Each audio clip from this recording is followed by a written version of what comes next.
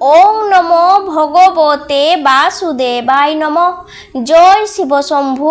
বন্ধুরা, আজ 14ই নভেম্বর 28শে কার্তিক বৃহস্পতিবার।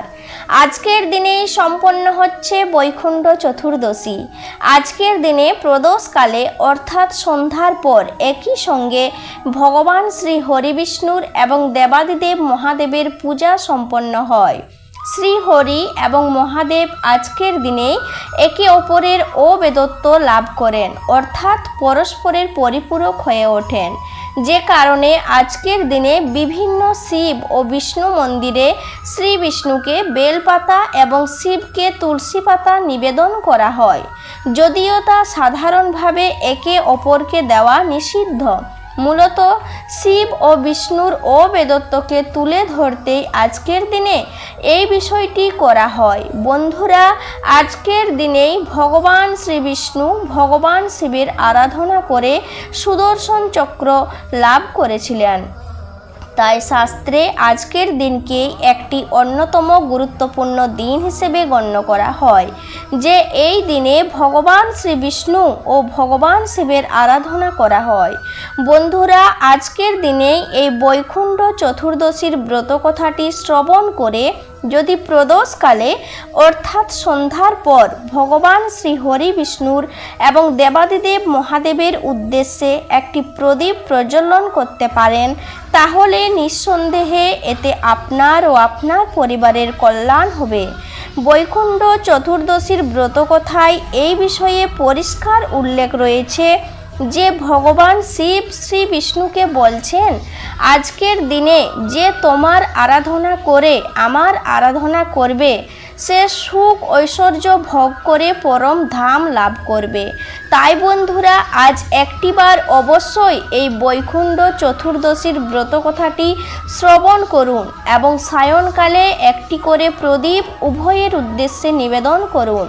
আশা করি দর্শক বন্ধুরা, এই ব্রত কথাটি শ্রবণ করে আপনাদের ভালো লাগবে। শুরু করছি বৈকুণ্ঠ চতুর্দশী ব্রত কথা। ওং নমঃ শিবায়। জয় শ্রী বিষ্ণু।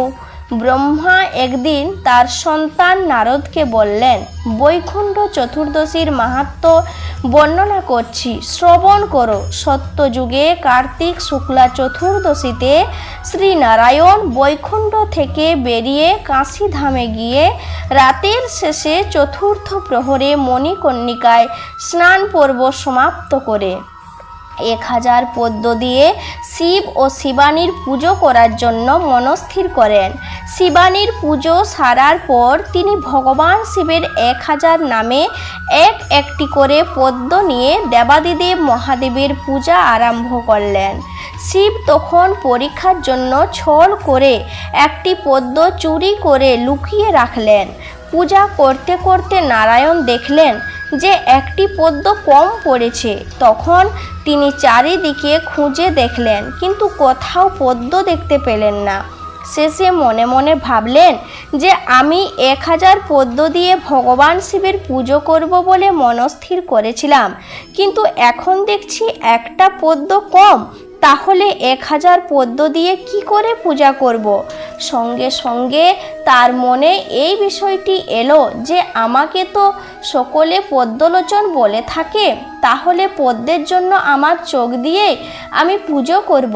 এই কথা মনে হতেই তিনি তার আঙুল দিয়েই নিজের একটি চোখ উপড়ে নিয়ে সেই চোখ দিয়েই ভগবান শিবের পূজা করলেন।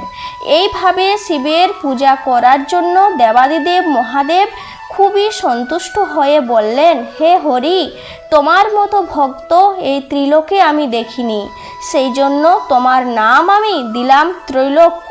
তোমার যদি কোনো অভীষ্ট প্রার্থনা থাকে তা আমাকে বলো, আমি তোমার সেই প্রার্থনা নিশ্চয় পূরণ করব।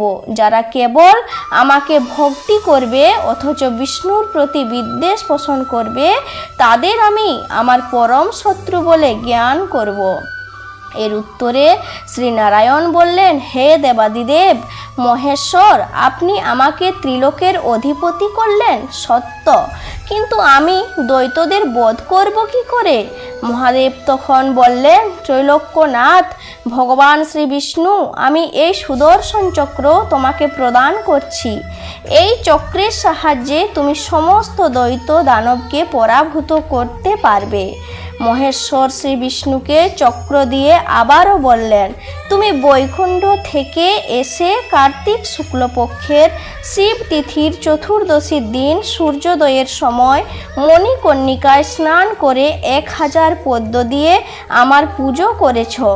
সেই কারণে জগতের লোক এই তিথি আমার বিশেষ মনোমত বৈকুণ্ঠ চতুর্দশী বলে জানবে আর এই ব্রত পালন করবে।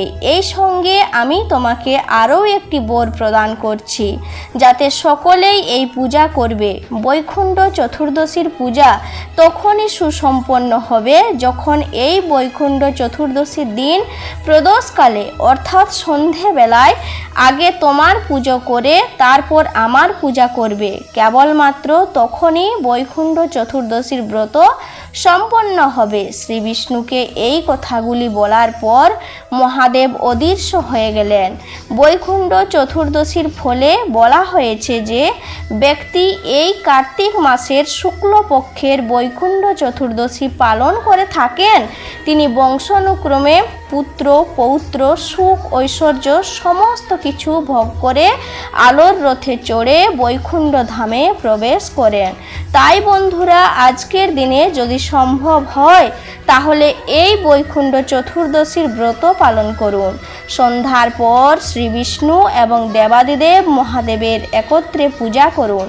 যদি কোনো কারণে এই ব্রতটি নাও রাখতে পারেন তাহলে অবশ্যই আজকের দিনে প্রদোষকালে অর্থাৎ সন্ধ্যার পর প্রথমে ভগবান শ্রী বিষ্ণুর উদ্দেশ্যে একটি প্রদীপ নিবেদন করার পর অর্থাৎ তুলসী তলায় একটি প্রদীপ দেওয়ার পর বা ভগবান শ্রীকৃষ্ণের কাছে একটি প্রদীপ নিবেদনের পর অবশ্যই ভগবান শিবের উদ্দেশ্যে একটি প্রদীপ নিবেদন করবেন। এই প্রদীপ ঘি অথবা তেল, যে কোনো প্রকার তেল হতে পারে। আশা করি দর্শক বন্ধুরা এই বৈকুণ্ঠ চতুর্দশীর ব্রত কথাটি শ্রবণ করে আপনাদের ভালো লেগেছে। আর এই প্রসঙ্গে আপনাদের আরও একটি বিষয় জানাই যে আপনারা নিশ্চয় জানেন যে আগামীকাল শুক্রবার রাস পূর্ণিমা শুরু হচ্ছে, যাকে দামোদর পূর্ণিমা বা কার্তিক পূর্ণিমাও বলা হয়। সকলে ভালো থাকুন, সুস্থ থাকুন, এই কামনা করে আজকের মতো ভিডিওটি এখানে শেষ করলাম। নমস্কার, ধন্যবাদ। ঈশ্বর আপনার সর্বদা মঙ্গল করুক। আর হ্যাঁ বন্ধুরা, ভিডিওটি যদি ভালো লাগে তাহলে অনুরোধ করছি চ্যানেলটিকে সাবস্ক্রাইব করার জন্য।